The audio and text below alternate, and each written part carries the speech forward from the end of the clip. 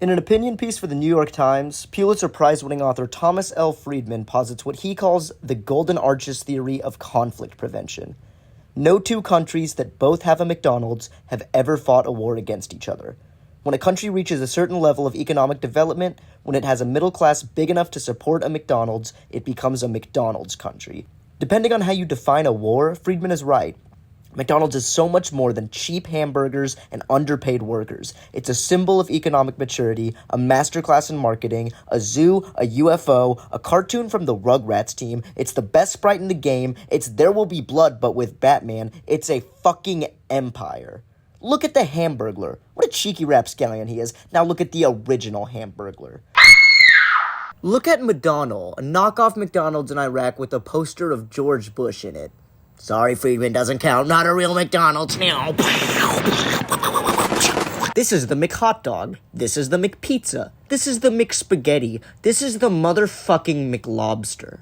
In the early 90s, McDonald's met with NASA to discuss sponsoring their trip to the asteroid Hamburger 449. Do you get it? It's because it sounds like hamburger. Did you know that if you had a nickel for every McDonald's in America, you'd have more nickels than you could fit in your pocket unless you had a really big pocket? Did you know the name McDonald's comes from the Japanese word makudano, which means fat fuck?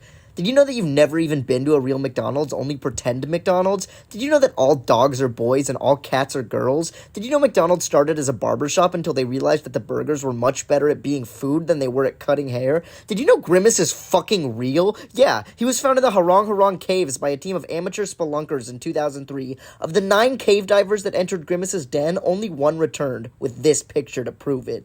In an interview with USA Today, he was quoted as saying the following. I was paralyzed in fear, helpless to do anything but watch in terror as he devoured them, piece by piece, like fleshy quarter-pounders with cheese. I thought maybe he didn't see me, but after he finished every last bite, he waddled over to me, and I'll never forget what he said. He said to me, "The fear in your eyes is yet sweeter than the flesh of your brethren. Go then, and take my memory with you like a splinter in your frail little mind. Let it break you, mortal. Let it split you in two." When reached for comment, CEO Jim Cantalupo said, "It wasn't me." Hey, burger sluts. Thanks for tuning into this week's episode of Fast Food Fart Slurpers. Join me next week where I'll be snorting ketamine with the Burger King. Whoa.